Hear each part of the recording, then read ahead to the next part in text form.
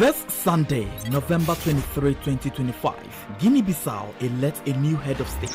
Incumbent Umaru Sissoko Embalo is seeking a second term, but faces 11 challenges, including former President Jose Mario Vaz. With our team of producers, correspondents, and analysts across Guinea-Bissau and other parts of West Africa, tune in to 94.9 FM in Dakar and online WADR.org, YouTube and Facebook for live commentaries, reports and debates. Sunday, November 23, Bissau Guineans will decide.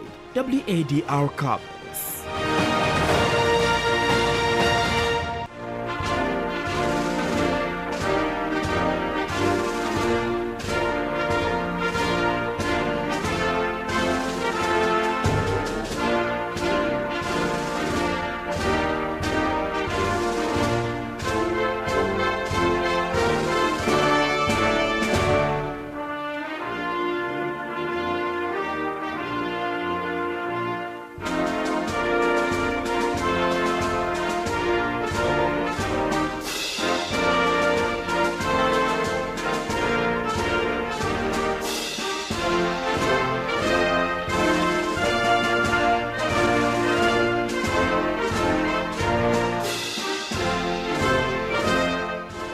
It's 3 minutes past the top of the hour in Dakar and 10:03 in Lagos. Good morning to you here in Dakar, the beautiful capital of Senegal, and indeed across the world. Welcome to the live coverage of the presidential election in Guinea-Bissau. This broadcast has come to you live on West Africa Democracy Radio, 94.9 FM in Dakar, online at WADR.org, Facebook and YouTube live at WADR English. And we're also on live Eutelsat 16A on the frequency of 12687 megahertz. I am Imo Edet, anchoring this first edition of the coverage with support from Abdullahi Hassan taking the lead, with Christopher Teacher, and of course on the technical, led by Maldo Juf, Mustafa Sek, and Ismaila Kamara.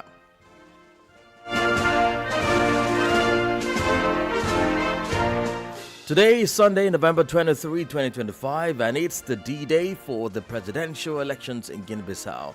Well, Guinea-Bissau is described by many as a special country, and this is the start of a full day's coverage of proceedings. It's going to be a full day here, and all eyes will be on this country of interest, and voters will go to the poll to elect if the incumbent will stay as their president. They'll get a new president and parliament members. Well, voting, as we understand, commenced some 1 hour 5 minutes ago and will be closing at 6 p.m. Now, today's event is coming months after intense campaign and tension across the country, not just by candidate but by the incumbent.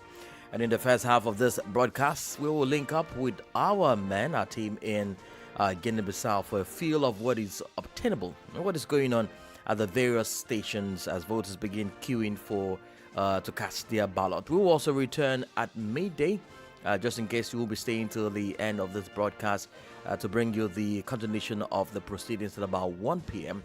when our friend colleague will come on board. Well, don't forget, wherever you are, this Sunday morning, you can listen to us live on WADR.org.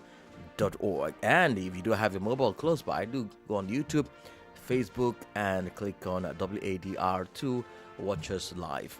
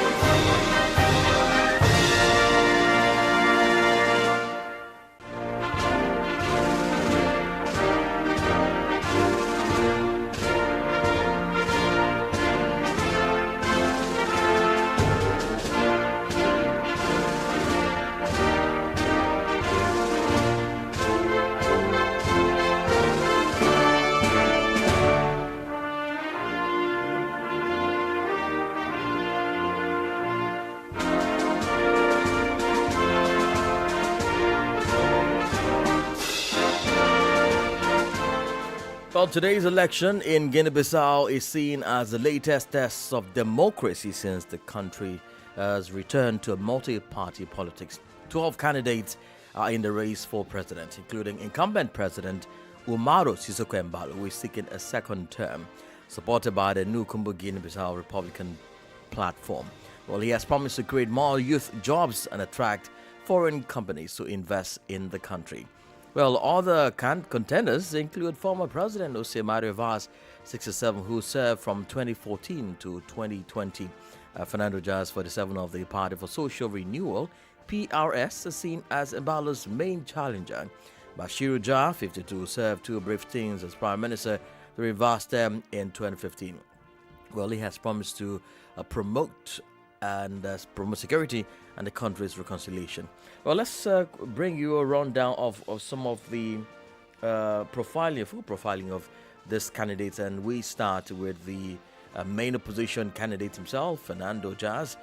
Yes, a relatively inexperienced and little known candidate, Jas, 47, has emerged as the unlikely top challenger to Embalo, who is seeking to become the first incumbent president to win a second term in the West African nation and in 3 decades. Well, he is the flag bearer for Social Renewal Party. Well, that is because he has received the backing of former Prime Minister Domingo Simões Pereira, who came second in the disputed 2019 presidential election. Pereira is the standard bearer of the African Party for the Independence of Guinea and Cape Verde, PIGC, which was founded by revolutionary leader Amilcar Cabral and led by the Nationalist Movement for Independence from Portugal. The PIGC won the legislative elections in 2019 and 2023. The unexpected PIGC-JAS alliance challenges the regime's certainty of a swift victory, making the second election round likely. Well, Pauline Morris Topan, a senior researcher for West Africa Institute for Security, said in a note that the runoff will be held if no candidate wins more than 50% of the vote. Well, Jas studied law in Bissau and is the president of the Party for Social Renewal, PRS, which has traditionally been backed by the Balanta ethnic group, the country's largest. He has vowed to promote security in the coup-prone country, while warning that Embalo will greatly enhance the powers of the presidency through a constitutional referendum if re-elected. Well, that's the profile of Fernando Jas there, the main opposition in the polls.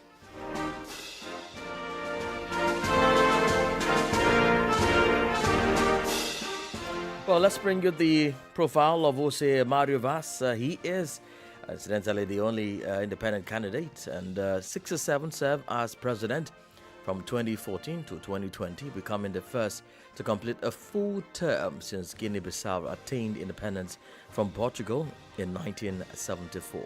His tenure was marred by political infighting and corruption, and he lost the 2019 election in the first round, failing to reach the runoff between Embalo and Pereira. He received just 12% of votes, conceded defeat, and threw his support behind Embalo.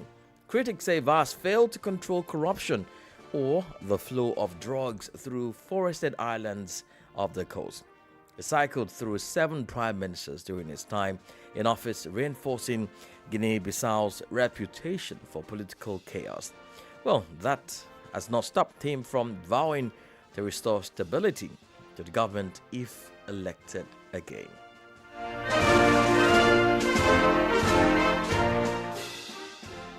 Well, why is this election in Guinea-Bissau a test of democracy? Let's bring you some background to this. Now, since taking office in 2020, there have been several reports of coup attempts against Embalo, who is just 53, reflecting the deep political rivalries.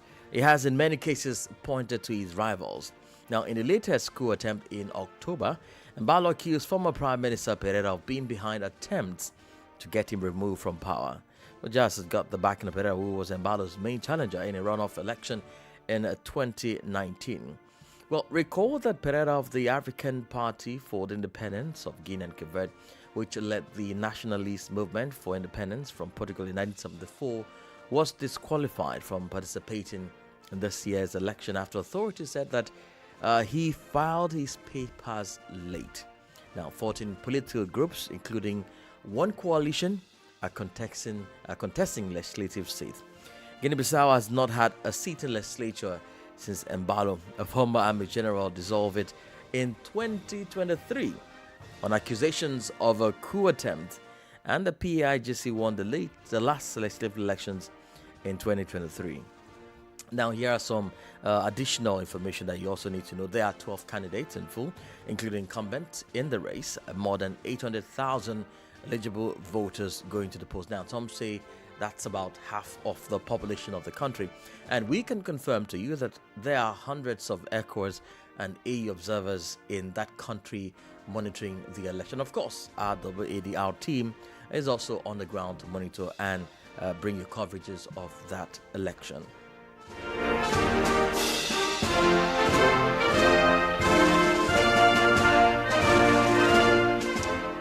Well, as Guinea-Bissau vote today, the country's national civil society movement is fully mobilized to keep a close watch on the electoral process. Although the law does not permit civil society groups to deploy observers to polling stations, their mandate remains crucial to promptly alert the Electoral Commission of any irregularity to corrective measures. Corrective measures there can be taken without delay. To strengthen their oversight efforts, civil society coalitions have set up a dedicated situation room which began operating early this morning. Well, on the eve of the vote, our correspondent, Sani Mumunisebu, is on ground, visited their final briefing session and spoke with Boubacar Toure, one of the key leaders of the movement. Their message is clear. Civil society is committed and determined to play its part in safeguarding transparency and credibility in these elections. Let's take a listen. We have a structure called the Civil Society Electoral Monitoring Unit here in Guinea-Bissau. We don't have domestic observation laws, but for each electoral process, civil society organizations organize themselves to monitor the situation, which always culminates in the publication of reports from the civil society perspective. These reports focus not on the results, but on the incidents that occurred during the electoral process. So, this is the mechanism we are currently putting in place. We will do the same thing going to various polling stations to analyze incidents, equipment shortage, and so on. We are accredited to the National Electoral Commission, so if there are any problems, we have the ability to communicate to them immediately to the National Electoral Commission.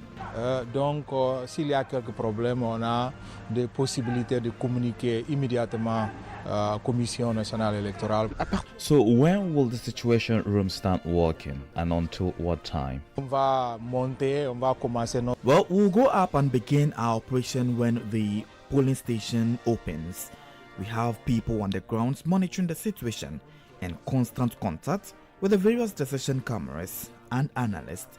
We also have a team of analysts. We will analyze incidents and propose measures to be taken for the decision cameras. Then this decision will be communicated to the Electoral Commission. Cette décision va être communiquée aux commissions électorales. When will your results be known? Bon, we think our results will be released on Monday. On Monday, we will publish a preliminary report on what we have observed on the ground. Observer au terrain. Given how the campaign has gone, are you confident that everything will go smoothly this Sunday? Je pense que oui. Nous, à la Guinée-Bissau, c'est I think so. Guinea-Bissau is a country with many problems, instability, and so on. But we have something very important.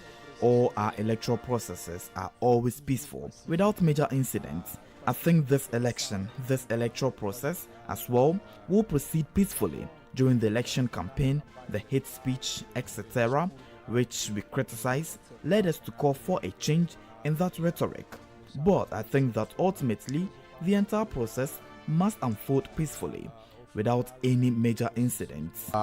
déroulé de façon pacifique, sans quelques incidents majeurs.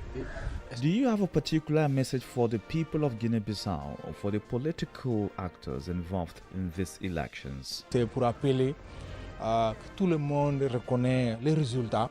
It's a call for everyone to recognize the results. The sovereign will of the people of Guinea-Bissau must be respected. That's why we believe that all candidates, all political parties, but also the country's institution, the defense and security forces, and the military must all recognize the results. Reconnaît les résultats que va sortir de cette élection.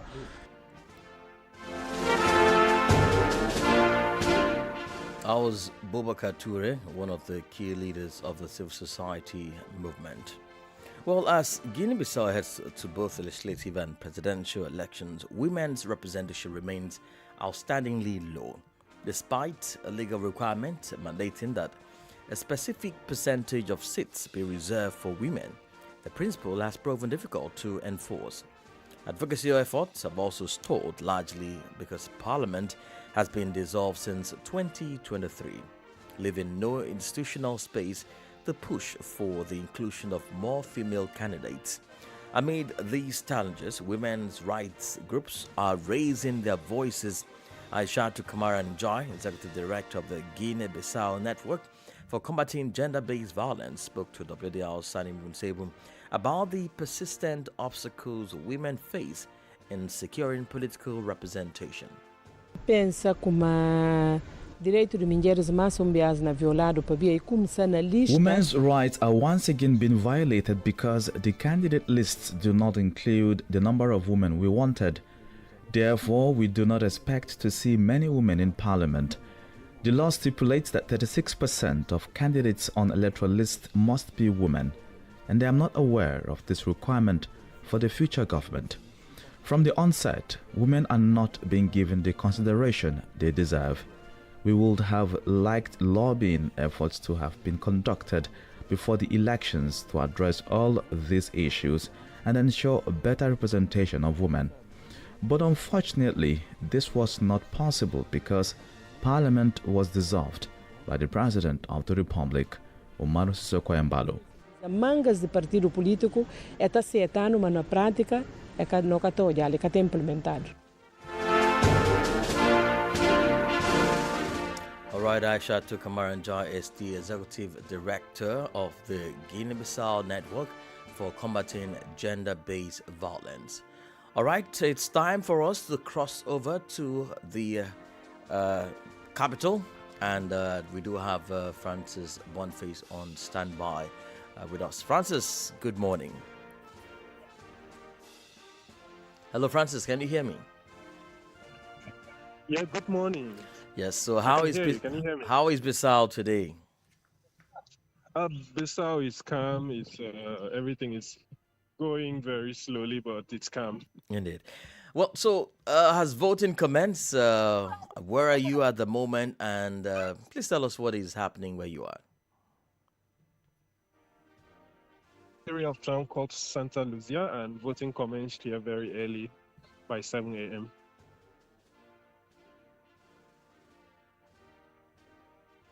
Okay, I understand. Hello? Yes, I understand we do have a bit of network fluctuation at that end.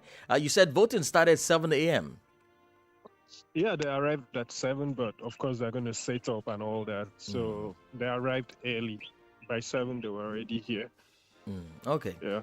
Well, the some of the people you've spoken with since the team arrived there, what has been the mood and the feel looking at how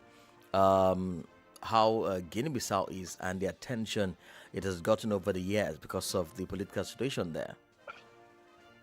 Yeah, confident and positive, mostly from the people we have spoken with already. We got that.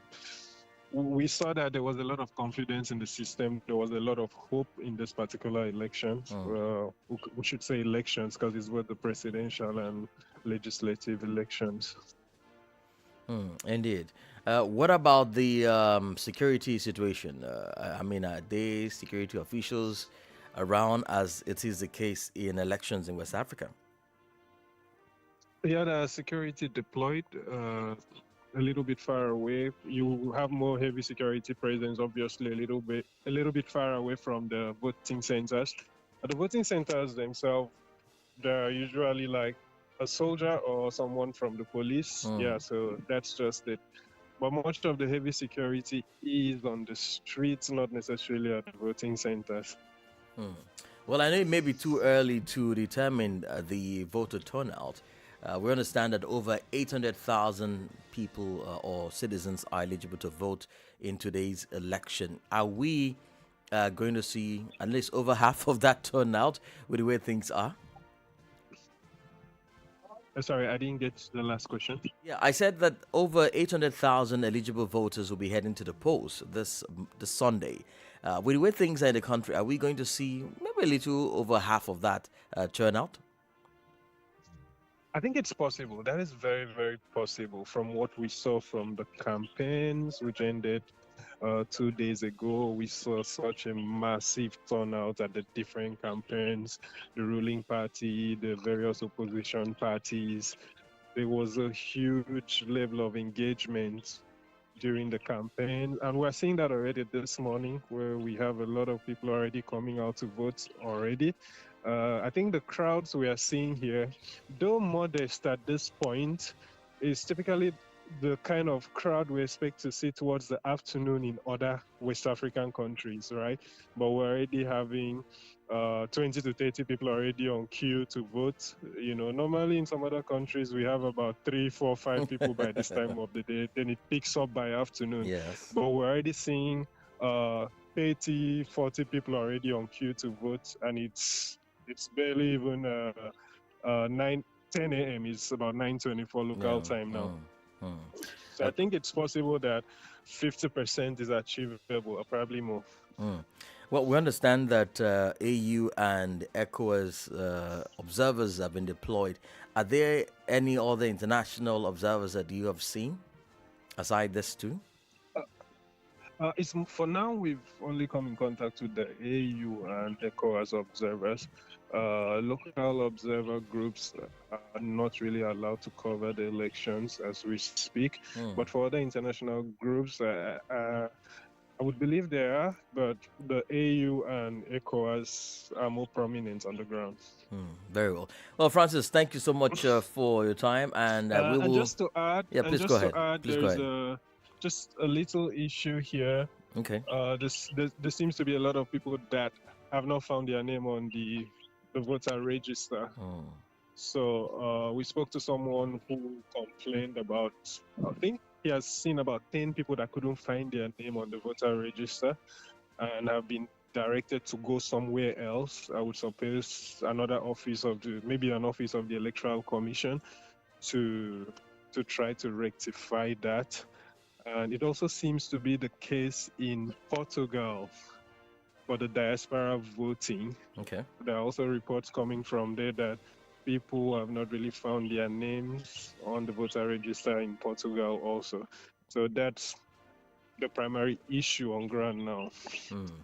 By the way, let me just quickly ask this. It's a Sunday, so I guess shops are closed, businesses are closed for this election. And maybe religious services are also closed.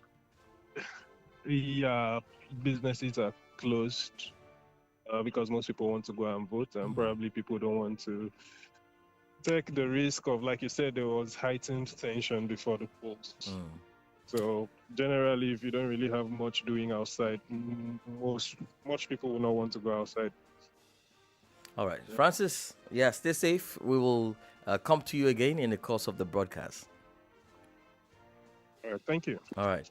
Well, that was our man there in Bissau, Francis Boniface. And let's quickly take this profile. Bashiru Jah. Third on our list. He is a 52-year-old former defense minister. Served 2 brief stints as prime minister when Vaz was president in 2015 and again in 2016. Both times he failed to win full support of the PAIGC, which he needed to govern effectively. Now, in the 2019 presidential election, he finished 6th with just over 1% of the vote. He is the candidate of the Patriotic Front for National Salvation. Well, also on the candidate list is João Bernardo Vieira, the African Party for the Freedom and Development of Guinea. Now, Bernardo Vieira, 48, is the nephew and namesake of Guinea-Bissau's longest-serving president, who ruled mostly uninterrupted from 1980 to 1999, and again from 2005 to 2009 when he was assassinated by soldiers. The younger Vieira formerly served as spokesperson for the PIGC, but he now represents the African Party for Freedom and Development of Guinea, or PALG, as it is called. He now represents that party as their candidate.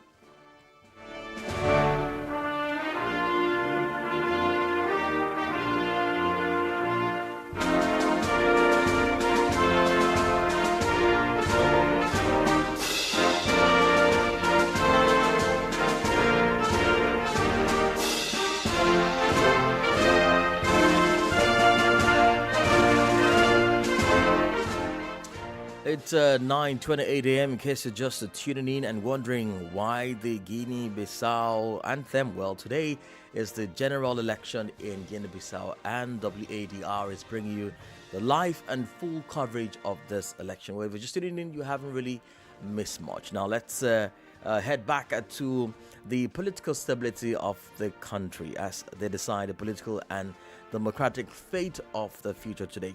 Now, this follows closely on the heels of the political campaign, which concluded on Friday night.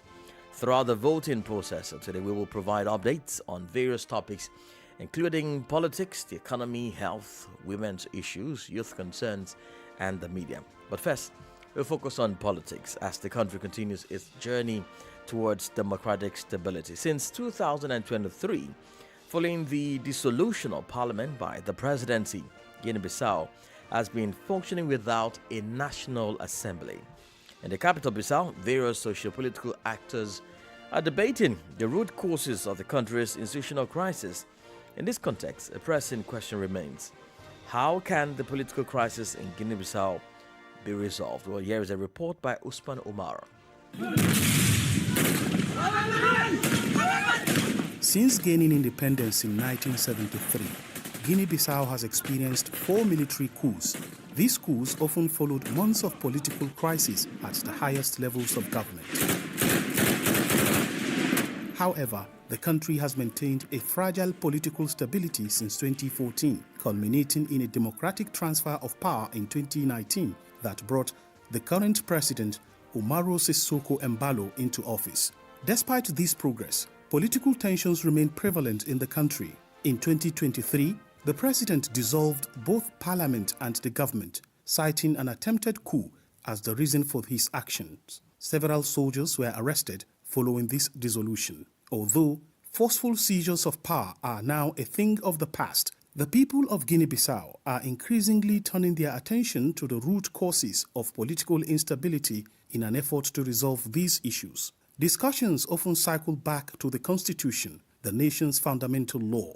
Before the National People's Assembly of Guinea-Bissau stands Alain Yero Mbalo, a Bissau-Guinean journalist and political analyst who says, This constitution has only been revised 4 times, and no one has given this matter any thought. The first constitutional revision was in 1991, then in 1993 and 1994. There are certain articles that are, let's say, gaps that need to be addressed, yet no one has taught them. For example, Article 89, points 1, 2, and 3 state that the President of the Republic can dissolve Parliament in the event of a profound political crisis. What the article doesn't say is whether this crisis is immediately created by the President or not. But we understand that when the system grinds to a halt and there is no way to move forward, the President can dissolve Parliament and the government immediately falls because the government is formed by Parliament.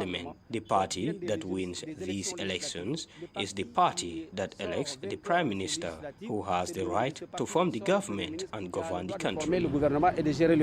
Meanwhile, the PAIGC, the historic party that is now the main opposition political force, has made a decision regarding the constitutional issue. At the entrance of its political headquarters stands a statue of Amilcar Cabral, the party's founder and the father of Guinea-Bissau's independence. Large portraits of him adorn the walls along the corridors leading to the reception room, where distinguished guests are received. Seated comfortably is Moniro Conte, the PAIGC spokesperson, who explains why revising the Guinea-Bissau constitution is essential. The system is clearly based on conservatism. The president plays a sort of arbiter role, and the political parties are responsible for directing policy in terms of shaping the country. But in this conservative system, he acts as if he were the prime minister. He is the sole leader, the only leader in the system. If we win the elections with a majority that is essentially a military force, we will relinquish the constitution to reduce the power of the republic.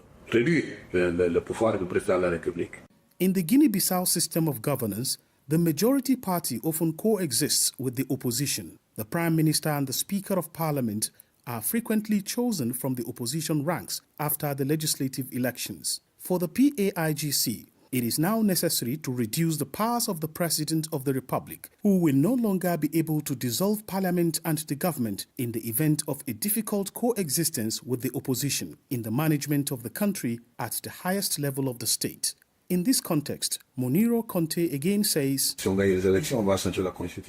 win the elections, we will ensure that the constitution is fully implemented, that there is a president who will fulfill his role and respect the principles of powers. In our system, the president of the republic acts as an arbiter. There is the government that directs policy, there is a judiciary for justice, and there is the National People's Assembly for the creation of laws. That's how it is. The system is in place, things are clear. However, during his visit to the Directorate General of Transport in Bissau, we questioned President Umaro Sissoko Embalo about this issue. According to the presidency, the spirit of the constitution, which stipulates that the President of the Republic should act as an arbiter and remain somewhat in the background, is not being betrayed. It is also believed that the President must have oversight of all actions. But incumbent Sissoko Embalo states, I am the President of the Republic. I have the authority to say where that begins. According to the Constitution, I can dissolve Parliament when there is a serious crisis. That's what happened. But as a President, there will be no more chaos in this country. Oh no, those are things we have left behind. And I am a Democrat. Today, Guinea-Bissau has ended its chaos. I am here to protect all the citizens of Guinea. At the headquarters of the Guinea-Bissau League for Human Rights, in the heart of Bissau, we meet Babacar Toure, the organization's president. Toure says it is up to the people to express themselves and decide on the fundamental law that best serves them. We must adopt our political system to our cultural and social reality. The constitution we have is, in a sense, a legacy of the Portuguese colonial period. Therefore, we need to have a debate on these issues, a democratic debate. We believe we must give the people a voice in deciding their future. This can help prevent a crisis.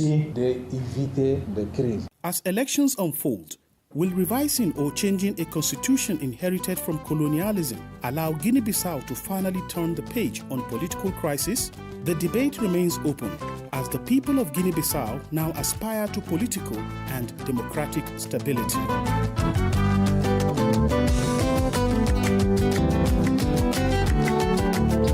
All right, WADR House's one around there with a report about the political situation in Guinea-Bissau as the country elects a new president today. Well, beyond the political issues in Guinea-Bissau, there are also interesting things about that country, and we feel it's important we also bring them to you. Well, Guinea-Bissau is known for its biodiversity, especially the Bujagos Archipelago, which is home to saltwater hippos, and is a UNESCO Biosphere Reserve. It is a major global producer of cashew nuts, which are a key part of its economy and the livelihood of its farmers. The country, a former Portuguese colony, has a unique linguistic language where Portuguese is the official language. but a Portuguese-based Creole called Criollo is widely spoken.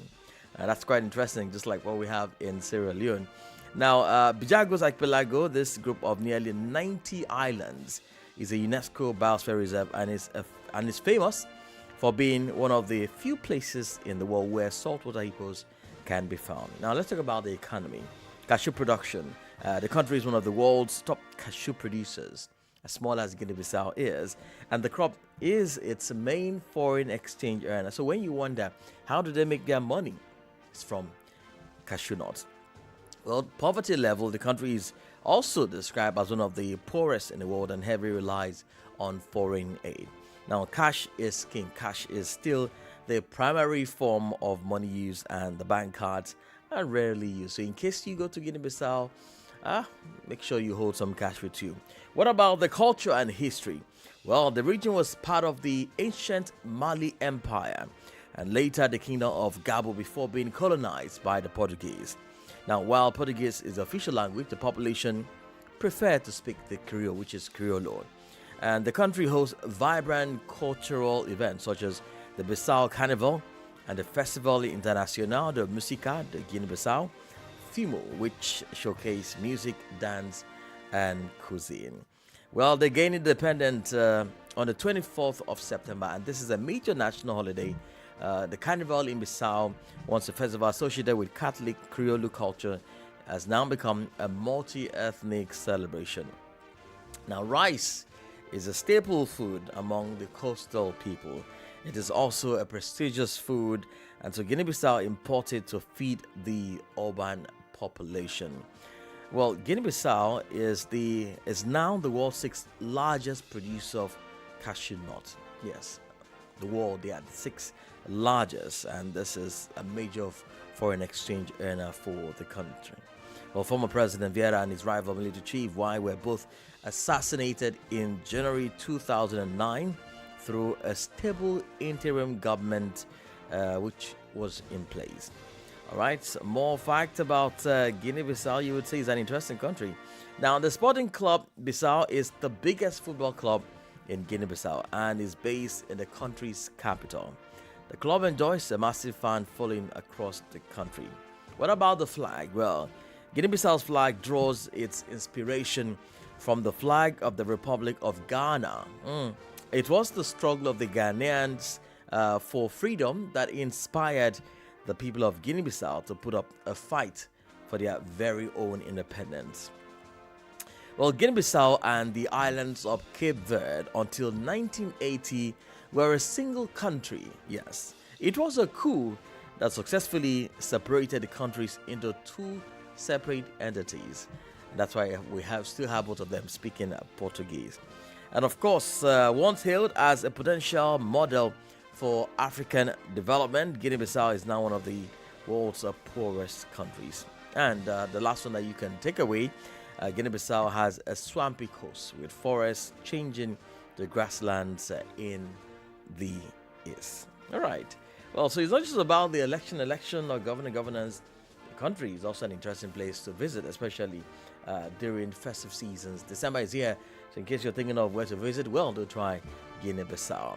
All right, up next is a special that provides an understanding of the struggles and gains of Guinea-Bissau, the role of women and youth in politics. Long underrepresented in political decision-making bodies, women and youth in Guinea-Bissau are now fighting for greater prominence in the political scene. This report by Alpha Boca and presented by Francis Boniface offers a comparative look at women aspiring to leadership positions and young people demanding a voice after having been excluded from politics for so long. Paula Silva de Melo has been the administrative and financial officer of the Women's Political Platform of Guinea-Bissau for 10 years.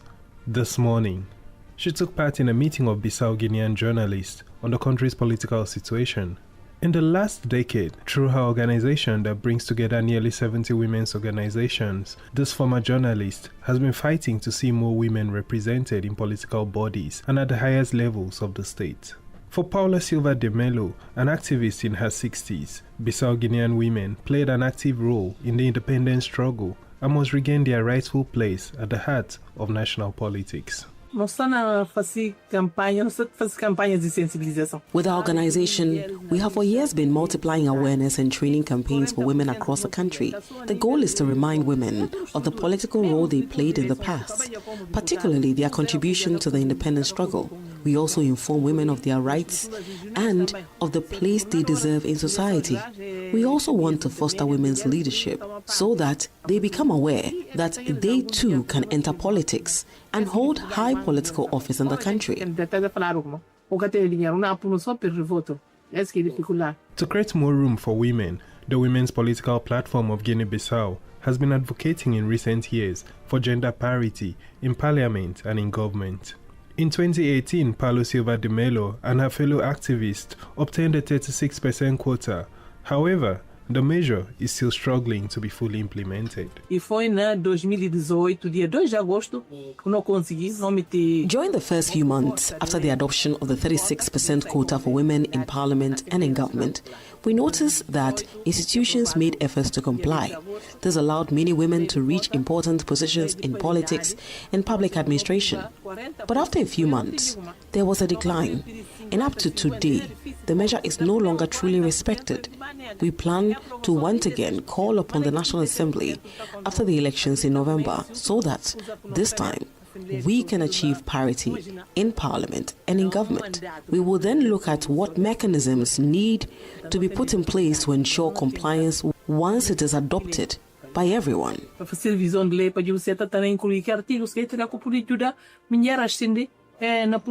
Even though women make up more than 50% of the Bissau-Guinean population, Paulo Silva de Mello intends, through her platform, to intensify advocacy and actions to ensure better representation of women in the country's highest political institutions and later on within the judiciary.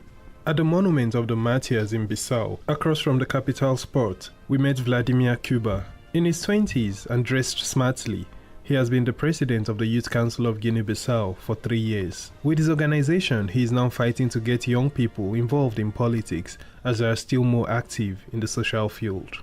Tem a ver com instabilidade política. Instabilidade que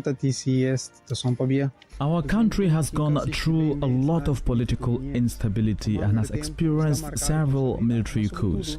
For many years after independence in 1973, it was mainly the military that governed this country, not civilians. That did not encourage young people to go into politics because many believed that one had to possess weapons, meaning force, to gain power or govern. Many, therefore, turned towards social actions, especially in areas such as the environment, education, and health. But in recent years, things have changed, and we as young people no longer want to simply accompany politicians, but to become political actors ourselves.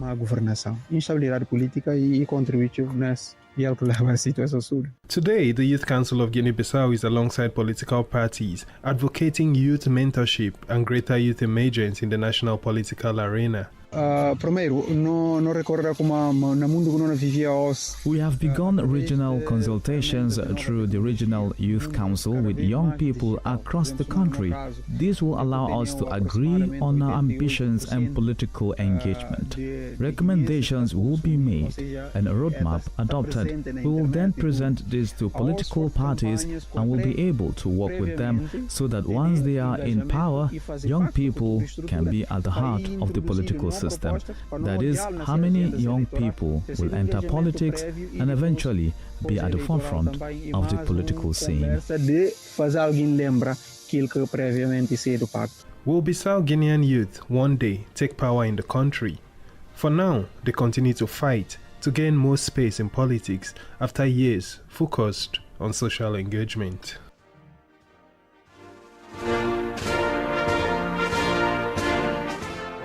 Francis Boniface there with the report on the struggle of women and youth in politics in Guinea-Bissau. Well, known for its record of military coups since its independence in 1975, Guinea-Bissau is once again on a path to reconcile, rebuild and reimagine a new democratic journey. This is the view of many political observers and analysts familiar with the country.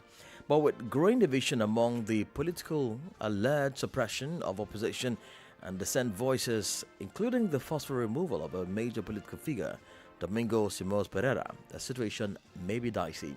Incumbent Umaru Sissoco Embalo, former army chief turned politician, remains the top contender in today's race as he seeks re-election for a second term in office. Well, going forward, experts like Professor Gegujeng says ECOWAS and other regional institutions have a critical role to play in stabilizing democracy in nations of West Africa and beyond to guarantee national development and regional integration. After so long a time, the country has been battling military coup here and there, and now they're giving room for an election. What are your expectations for today's election? Thank you for giving me the opportunity to talk about this election in Guinea-Bissau, a neighboring country. You know that Guinea-Bissau has been experiencing instability since its independence in 1975. As you said, there have been many coups d'etats, a lot of problems in the country, but we believe that this is quite normal as a young nation who only achieved its independence some decades ago. And the election is another step towards democracy, towards stability. That's what we hope. Right. And so from your point of view, what would you say to state authorities, i.e. the police and the military, together with electoral body, to work towards the consolidation of peace? Well, as I said, Guinea-Bissau was a special country, but I believe that the election will be another step that will help the country be more democratic, more stable, but it will be very difficult. That won't be very easy because the situation being what it is, the president having succeeded through the, a decision by the judiciary to reject the candidacy of the party which achieved independence, that is to say, PAIGC. So the main opposition leader got rejected, and the other candidates, 11 candidates, some of them are new, but there is something important in this election because one whom nobody expected to emerge has emerged. It is Mr.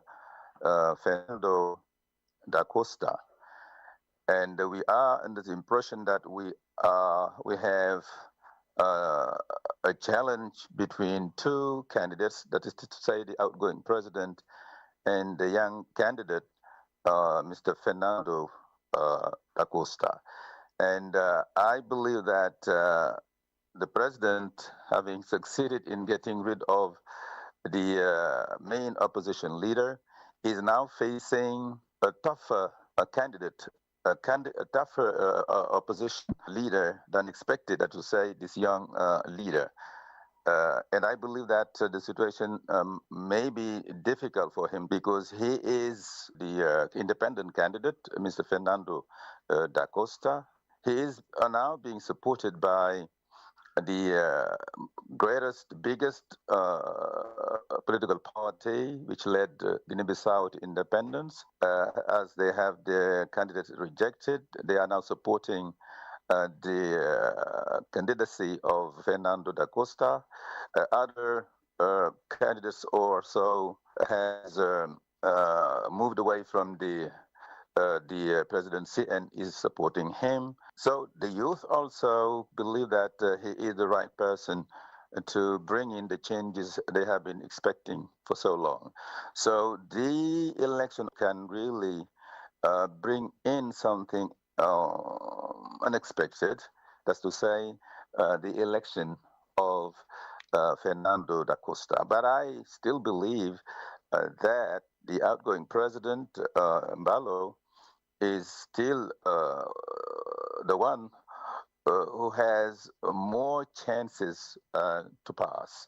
But anything can happen. Right. Now, earlier this year, when the first phase of Umaro Sissoco Embalo's tenure ended, ECOWAS entered the country to have a conversation, but unfortunately, Umaro Sissoco ordered the quick exit of ECOWAS delegation from the country. As election is now here, what would you say would be the significant role of ECOWAS in the maintenance of peace and the consolidation of a fragile democracy that Guinea-Bissau is yet to actually harness at the moment? Well, as I said, Guinea-Bissau is a special country with too many coup attempts, and the last one or the latest one being the February 2022 coup attempt, and then the scheduled intervention of ECOWAS to stabilize the country, and the president also dissolved parliament in 2023. We have a situation which is a little bit complicated, to tell the truth, and I believe that the role of ECOWAS is to stabilize all this. But is ECOWAS well equipped to face the music in West Africa? Because I'm not talking only about Guinea-Bissau, I'm talking about West Africa as a whole. And the situation in Guinea-Bissau, I believe, maybe can improve, can be more, stable, but the role of the ECOWAS is not really that positive to me. That's really the way I understand it, because what is happening, or what has happened in Guinea-Bissau today, that is to say, the rejection of the most outstanding political opposition leader, has also happened in Cote d'Ivoire, and in many other countries we're witnessing approximately the same situation. That to say, the outgoing president doing whatever he can in order to have no opponent or no real opponent, and this is not really something that can bring about peace. And the role of ECOWAS, and I'm insisting on this, is not to send troops, to send forces to stabilize, but to see to it that the rule of law, be implemented in every single country of the community, which is not the case so far. And I believe that it is important for ECOWAS, not only to try and stabilize the situation in Guinea-Bissau, but in the other countries, because there is no stability in any West African country. Any West African country, we don't have any stability. So ECOWAS trying to establish stability in Guinea-Bissau, I think it is something I consider to be out of order. Right. Finally, before you take a leave of me, we just saw Cote d'Ivoire have a peaceful election, and now the battle has been handed down to Guinea-Bissau. Right after Guinea-Bissau will be Guinea in December. Should Guinea-Bissau live up to a peaceful, or produce a peaceful, free and fair and credible election today, what would that send? What kind of signal will that send to the global community plus the rest of the continent as to the democratic credentials of the sub-region? Well, as I said, I believe that West Africa has got to face the music and change things in West Africa, in West African politics, in West African democracy. What we have been witnessing these last years is no democracy. I consider this to be a farce. What has happened in Cote d'Ivoire, what will happen in Guinea-Bissau, I consider this not to be democracy. Democracy must be open to all the political forces. You have got to give the opportunity to all the political forces to participate. which hasn't been the case. In Cote d'Ivoire, we had the same thing. In Guinea-Bissau, we have the same thing. That's to say, the president using the judiciary in order to reject their main opponents.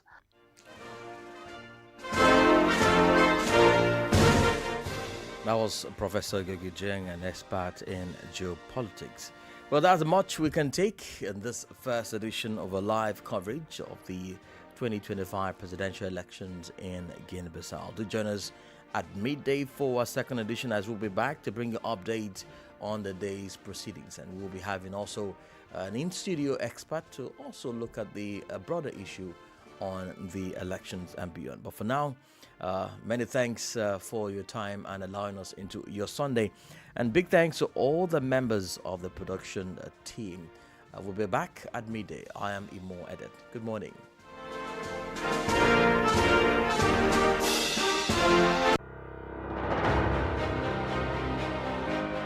This Sunday, November 23, 2025, Guinea-Bissau elects a new head of state. Incumbent Umaru Sissoco Embalo is seeking a second term, but faces 11 challenges, including former President Jose Mario Vaz. With our team of producers, correspondents, and analysts across Guinea-Bissau and other parts of West Africa, tune in to 94.9 FM in Dakar and online WADR.org, YouTube and Facebook for live commentaries, reports and debates. Sunday, November 23, Bissau Guineans will decide.